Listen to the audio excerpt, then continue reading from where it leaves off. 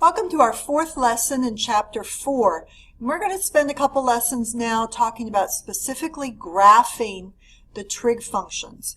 So I want to just remind you and go back to our very basic unit circle here, that if we start at 0, we go around to pi, we come around, we are at 2 pi is one complete circle, and we have these values at 1, 0, 0, 1, negative 1, 0, and 0, negative 1. We're going to take a string, for example, that went all the way around that circle. We're going to lay it down on a graph, a two-dimensional graph, and we're going to mark our x-axis in terms of the radians from the unit circle. That is still 0. Let's come over here to pi. Then we have 2 pi.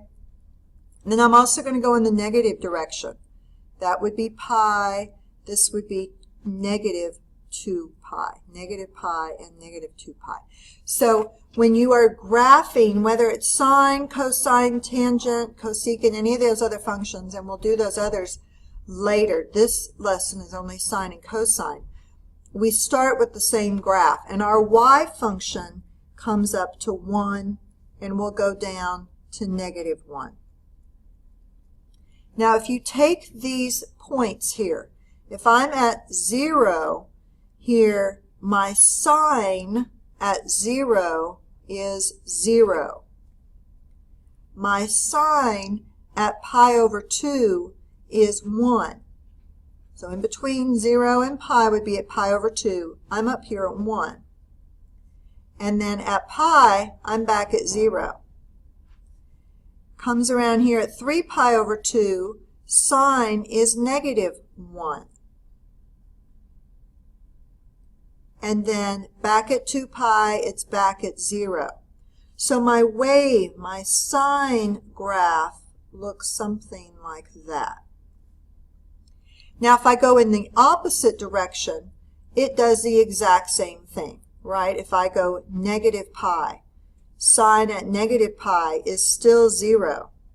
Sine at negative pi over 2 would be negative 1. And then at negative 3 pi over 2, it would be at 1. So it continues this nice little wave that we have here. That would be the sine graph. And a couple things to remember. This has 3 zeros here, 3 points where the sine graph crosses. Let's graph the cosine one real quick while we're doing this. So I'm going to make, there's pi, here's 2 pi, there's negative pi and negative 2 pi. Come up here to 1, down here to negative 1. Now let's see what the cosine function does. At 0, cosine is 1. At pi over 2, cosine is 0. At pi, cosine is negative 1. At 3 pi over 2, it's back at 0. And back at 2 pi, I'm back at 1. We have this going on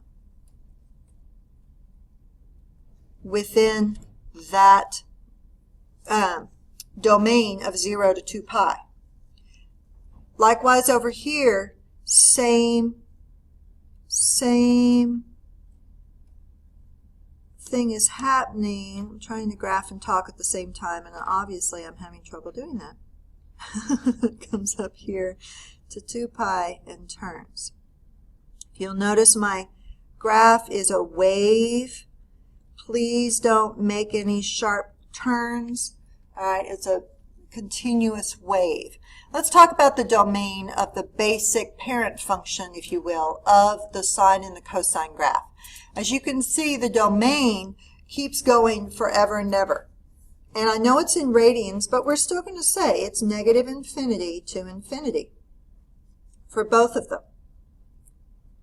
Now the range you notice for each one, it's restricted, right? It only comes from -1 to 1, but it includes those values. So we're going to use sharp brackets, -1 to 1. My y-intercept for the sine graph is going to be the origin, but my y-intercept for the cosine graph is at 0, 1. My x-intercepts for the sine graph, if you notice, they are multiples of pi. So I'm going to say n times some pi, where n is an integer. My x-intercepts for the cosine graph are at the pi half values, where n is an integer. Is it continuous? Can I draw this graph without ever lifting up my pencil? Yes. Okay? They are both continuous on that -infinity to infinity domain. Is it symmetrical? All right, let's look. A little bit different.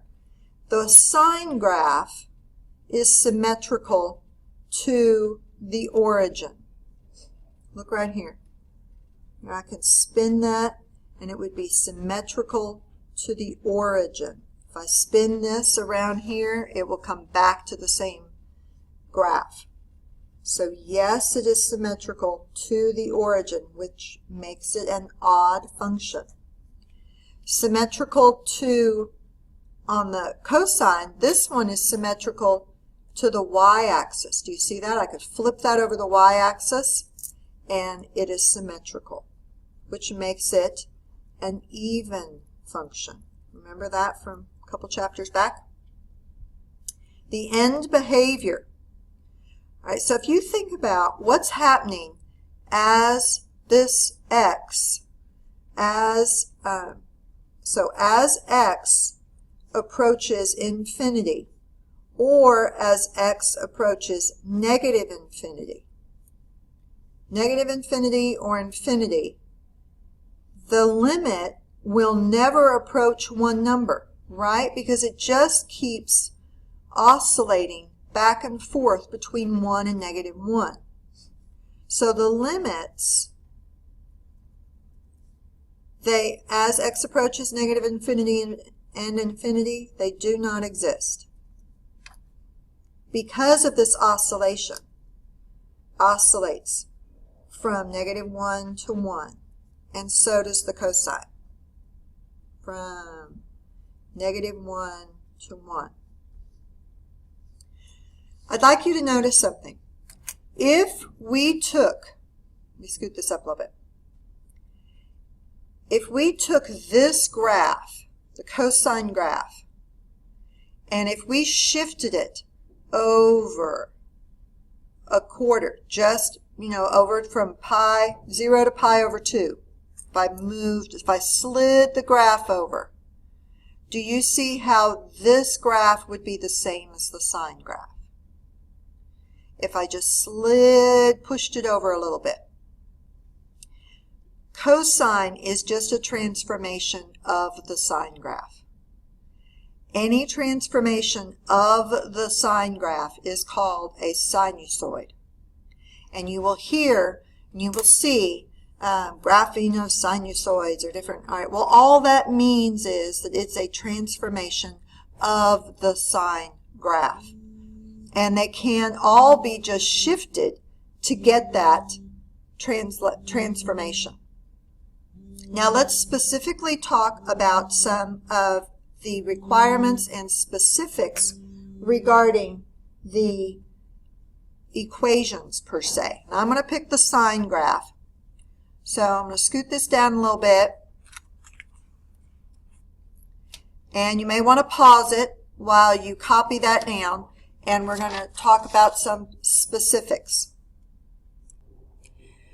I know the equation may look similar and some of the words are similar, but we have a few new ways to look at some of the parts of the equation. So again, I told you, I just pulled out a sine graph. And let's talk about some of the specifics with regards to this graph. The A value, the one in front, we are now going to refer to as the amplitude. And that value, if you take that value and take the absolute value of that number, that is the amplitude of the graph. That expands the graph vertically, remember? And just that's the same as with the log graphs, the exponentials, all the others that we've been doing. The number in front expanded it vertically. Vertically. There we go. Or if it was less than 1, it compressed it vertically. Now let's look at the B. Remember there was a B in front of the X. That value, that B, is going to compress or expand it. Remember that one moved it horizontally.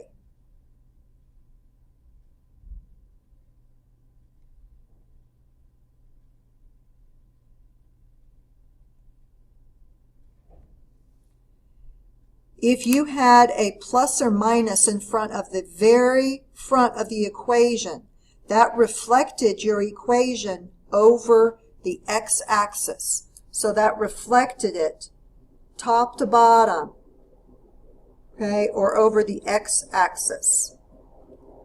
Remember, if we had a plus or minus sign in here with the x value, now that doesn't mean sign minus a number.